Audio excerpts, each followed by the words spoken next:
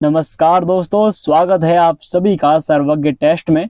और नीम पत्ती की सीरीज में ये सेकंड क्लास रहने वाली है आपकी परीक्षा के लिए। क्लास को स्टार्ट करता हूं साथियों। पहला प्रश्न है आपके सामने। देखिए, प्राचीन सिंधु घाटी सभ्यता का एक प्रमुख शहर लोथल निम्नलिखित में से किस राज्य में स्थित है? जो लोथल शहर है वो कहाँ पर है साथियों? ये शहर जो है ये है गुजरात में। इस बात को याद रखना है, ये परीक्षा में कई बार पूछा गया प्रश्न है। अब चलिए जानते हैं इसके बारे में क्या जो चीज है। देखिए, यह शहर भारत के राज्य गुजरात के भाल क्षेत्र में स्थित है और इसकी खोज हुई थी सन 1957 में। ये भी याद रखना है, जो लोथल शहर है उसकी खोज 1957 में होती है और कहाँ पर? ये गुजरात में है। इस बात को भी नोट कीजिएगा। आगे बढ़ती हैं अगले प्रश्न की ओर। अगला प्रश्न है आपके सामने। ये प्रश्न आपका बहुत इंपॉर्टेंट है। हड़प्पा सभ्यता की खोज किसने की थी? जो हड़प्पा सभ्यता है, तो साथियों जो हड़प्पा सभ्यता की खोज करने वाले कौन थे? ये थे दयाराम साहनी। दयाराम साहनी ने इसकी खोज की थी 1921 में। कब की साथियों? 1921 में दयाराम साहनी ने इसकी खोज की थी, हड़प्पा सभ्यता। बात करें राखलदास बनर्जी, जो आपके सामने सेकंड नाम है राखलदास बनर्जी। इन्होंने खोज की थी मोहन जोदड़ो की। किसकी? मोहन जोदड़ो की स्थान है जहां पर 1922 में खोज करते हैं। आगे इनके बारे में समझते हैं। जो मुख्य बिंदु है उनको देखिए। 1921 में दयाराम साहनी ने हड़प्पा सभ्यता का उत्खनन किया, यानी कि उनकी खोज की थी 1921 में। इस प्रकार इस सभ्यता का नाम हड़प्पा सभ्यता रखा गया।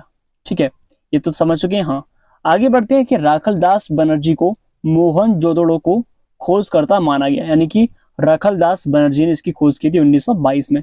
किसकी? मोहन जोदड़ो की। ये भी एक स्थल है जहां पर इनकी खोज की गई। आगे बढ़ते हैं साथियों, अगला प्रश्न है। देखिए, निम्नलिखित में से हड़प्पा सभ्यता के मेहरगढ़ प्रस्थल में किस प्रकार के घर की अवशेष मिले हैं? तो आप जानते हैं वर्गाकार और आयताकार। हड़प्पा सभ्यता में इस टाइप से घर मिले हैं। घर थे वर्गाकार, इस टाइप से घर बनते थे, और आयताकार। ये भी याद रखिएगा, ये प्रश्न पूछता है आपसे। अब जानते हैं इसके बारे में। देखिए, मेहरगढ़ में जानवरों की हड्डियों और घरों के अवशेषों के प्रमाण खोजे गए हैं। वहां पर प्रमाण मिले। अब आप कहोगे सर मेहरगढ़ ये है स्थान कहाँ पर है? जो मेहरगढ़ स्थान है वो कहाँ पर है? ये पाकिस्तान के बलूचिस्तान में एक शहर है, वहीं पर मेहरगढ़ स्थान है जहां पर खोज की गई थी। तो वहां पर जानवर की हड्डियां मिली हैं, घर मिले हैं, और ऐसे कई अवशेष प्रमाण मिले हैं। इनको याद रखिएगा, आपसे पूछ सकता है। और बात करते हैं, यह पहला स्थान है जहां लोगों ने जौ और गेहूं उगाना शुरू किया। ये पूछता है कि हड़प्पा सभ्यता में सबसे पहले क्या उगाया? तो आपको बताऊं मैं, जौ और गेहूं सबसे पहले इसको उगाना प्रारंभ किया। भेड़ और बकरी को पाला, क्योंकि यह सबसे पुराने गांवों में से एक था। ये पूछता है कि सबसे पहला पालतू जानवर कौन सा है हड़प्पा सभ्यता का जो पाला गया? तो आप कह सकते हैं भेड़ और बकरी को सबसे पहले पाला गया। अब बात करें मेहरगढ़ की खोज 1974 में फ्रांसीसी पुरातत्वविदों जीन फ्रांसवा जागरी ने की थी। ये भी आप याद रखना, वैसे ये इंपोर्टेंट है नहीं ये वाला लाइन। ठीक है, आगे बढ़ते हैं। अगला प्रश्न है आपके सामने। ऋग्वैदिक या प्रारंभिक वैदिक काल 1500 से 1000 ईसा पूर्व के अनुसार निम्नलिखित में से कौन एक नदी देवी थी? तो आपके सामने ऑप्शन है अग्नि, सिंधु, एरिका, उषा। तो साथियों आगे बढ़ते हैं। इसका ऑप्शंस हम यहाँ देखेंगे क्योंकि इनमें से कोई ऑप्शन सही नहीं है, सारे ऑप्शंस रॉन्ग है इसमें। देखिए, यहाँ पर जानते हैं ऋग्वैदिक में उल्लेख है 7 नदियां हैं। सबसे पहली बात, ऋग्वैदिक जो है, जो आप जानते हैं वेद है, उसमें 7 नदियों का उल्लेख है। उनमें से पहली है सिंधु, जिसे इंडस कहते हैं। दूसरी है वितस्ता, जिसको वेहित या झेलम भी कहते हैं। तीसरी है अस्किनी, जिसको चिनाब भी कहते हैं। चौथी है परुष्णी, जिसे इरावती कहते हैं या फिर रावी भी। और अगली है बिपाशा। फिर है फतुद्री, जिसे फतलुज कहते हैं। और एक है सरस्वती, जो नदी सूख गई थी, इसको हम सरस्वती कहते हैं। सबसे महत्वपूर्ण बात, सरस्वती नदी को ऋग्वैदिक काल में ये लोग पूजते थे, यानी कि यही देवी थी। तो सरस्वती नदी जो कि सूख गई है, वो क्या है?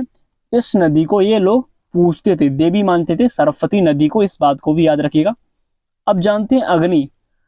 अग्नि को हिंदू धर्म के देवता जो है अग्नि देवता मानते थे। अग्नि को पूछे कि देवता किसको मानते थे, तो अग्नि को देवता मानते थे। उषा देवी कहते थे, भोर की देवी जो शाम होती है उसको देवी कहते थे। और एरिका कहते हैं सौंदर्य के देवता। इसका मतलब क्या होता है? सौंदर्य के देवता। आगे बढ़ते हैं साथियों, अगला प्रश्न आपके सामने है। देखिएगा, वैदिक भजनों या मंत्रों के संग्रह को किस नाम से जाना जाता है? तो साथियों जो वैदिक वजन होते हैं, मंत्र होते हैं, उनको संहिता कहते थे। क्या कहते हैं? संहिता। ये भी याद रखिएगा, ऋग्वैदिक काल में संहिता कहते हैं। अब इसके बारे में जानते हैं। देखिए 4 वैदिक संहिता हैं। कौन कौन सी हैं? यानी कि 4 वेद हैं, ऋग्वेद, यजुर्वेद, सामवेद और अथर्ववेद।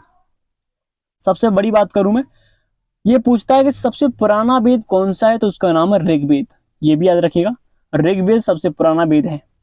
बात करें सामवेद की, तो सामवेद को हम क्या कहते हैं? ये वेद संगीत का सबसे महत्वपूर्ण वेद है। ये पूछे कि संगीत का वर्णन किस वेद में है, तो सामवेद में संगीत का वर्णन है। अब यहाँ पर पढ़ते हैं कि यह वैदिक ग्रंथों की सबसे पुरानी परत है, जो लगभग 1500 से 12 ईसा पूर्व के बीच रची गई थी। ये भी पढ़ लेना है आपको।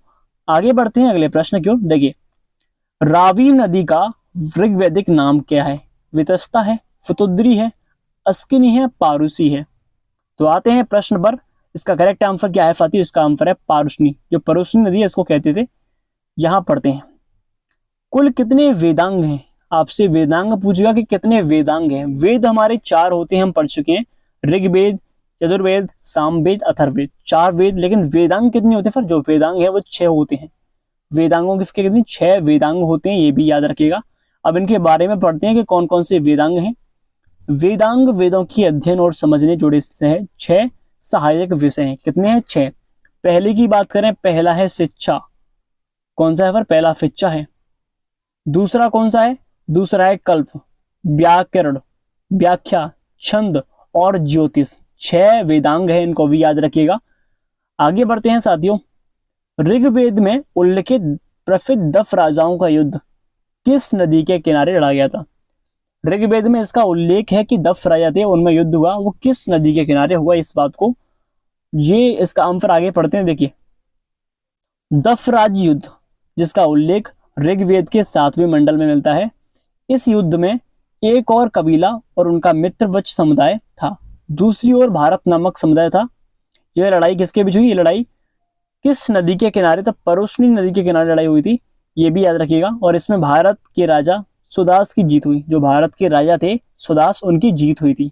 आगे बढ़ते हैं साथियों। अगला प्रश्न है आपके सामने, मौर्य साम्राज्य की नींव किसके द्वारा रखी गई थी? बहुत ही इंपोर्टेंट प्रश्न है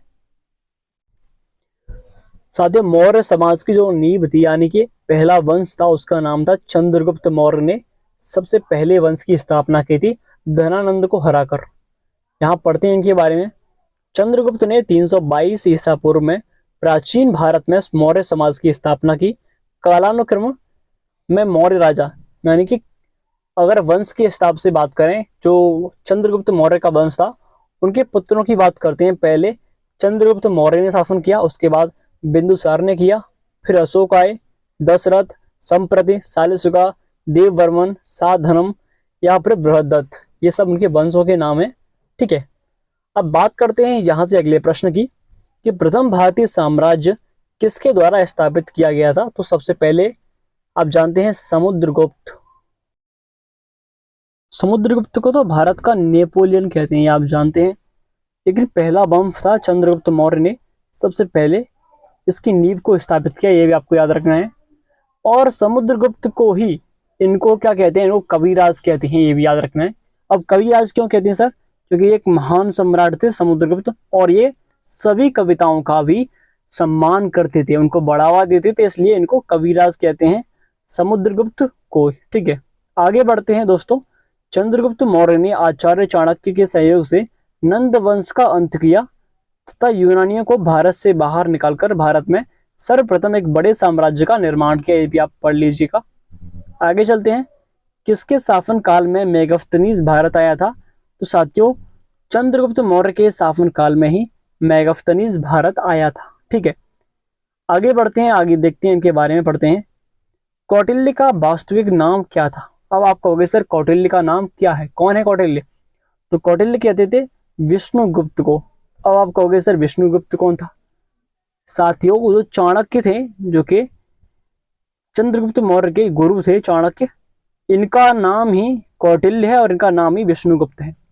एक ही व्यक्ति के 2 नाम थे, 3 नाम। चाणक्य भी कहते थे, कौटिल्य भी कहते और विष्णुगुप्त भी कहते थे इनको। अब बात करें इनकी पुस्तक का नाम क्या? इनकी पुस्तक थी अर्थशास्त्र, इन्हीं की पुस्तक है, ये भी याद रखिएगा।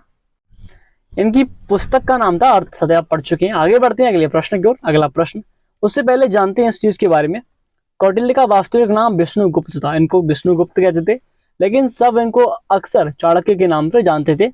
इनको अर्थशास्त्र के जनक की उपाधि भी प्राप्त है। इन्होंने अर्थशास्त्र नामक पुस्तक लिखी थी, जिसके लेखक कौन है? चाणक्य या फिर कौटिल्य कह सकते हैं।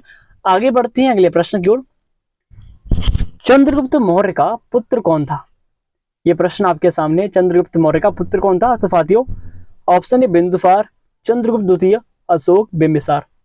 चंद्रगुप्त मौर्य का जो पुत्र था उसका नाम था बिंदुसार, फिर उसके बाद थे अशोक थे, फिर उसके बाद आगे ऐसे बढ़ते ले जाएंगे।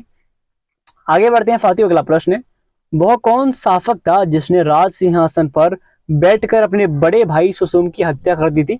तो उनका नाम है अशोक।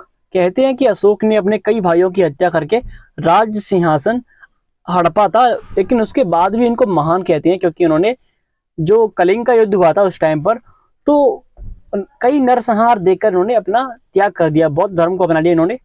आगे बढ़ते हैं अगले प्रश्न की ओर। देखिए, अशोक जो थे सम्राट मौर्य बिंदुसार और शुभधंगरंगी माता के पुत्र थे। उनका अन्य नाम था देव नाम प्रिया, देवताओं के प्रिय। ये बात इंपोर्टेंट है। अशोक का जो अन्य नाम था वो देव नाम प्रिया, देवताओं के प्रिय बोलते हैं इसको, और दूसरा नाम था प्रिय नायिका। दो नाम थे इनके, बहुत ही इंपोर्टेंट क्वेश्चन है, इसको भी याद रखिएगा। आगे बढ़ते हैं अगले प्रश्न की ओर।